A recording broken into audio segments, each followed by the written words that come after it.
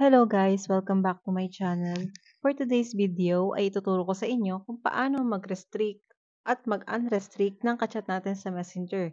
So sa mga magtatanong kung ano nga ba ang nagagawa ng pagre-restrict natin ng ating mga kachat sa Messenger. So guys, ito yung hindi na mag-pop up sa iyong Messenger once na siya ay mag-chat sa'yo, tumawag or mag-video call. Pero kung gusto mo naman na siya ay unrestrict, kapag nandun na siya sa restricted area ng mga ka-chat mo, so ituturo ko din po sa inyo kung paano mag-restrict. So ito yung makakatanggap ka na ulit sa kanya ng chat, tawag, at saka video call. So kung gusto mong malaman kung paano, manatili ka lamang sa video ito at i-click mo na rin ang subscribe button at notification bell para maging updated ka sa aking mga video. Simulan na po natin. So, una mong gawin guys, pumunta ka lamang doon sa tao na gusto mong i-restrict. Pag nakita mo na, ilong press mo lang yan. Tapos, i-click mo tong restrict.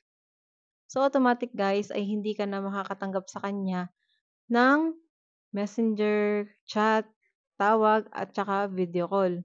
So, kung gusto mo ulit makareceive sa kanya, like chat, tawag, at video call, i-unrestrict mo siya.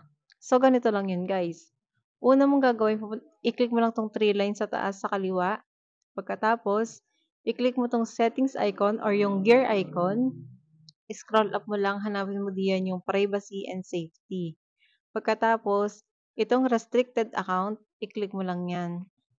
Tapos dito, pindutin mo lang dito yung pangalan na gusto mong i-unrestrict.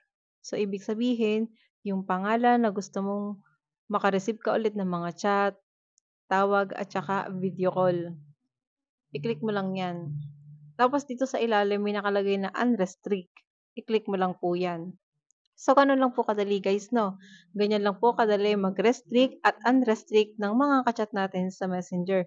So, sana po nakatulong ang video ito. Thank you for watching.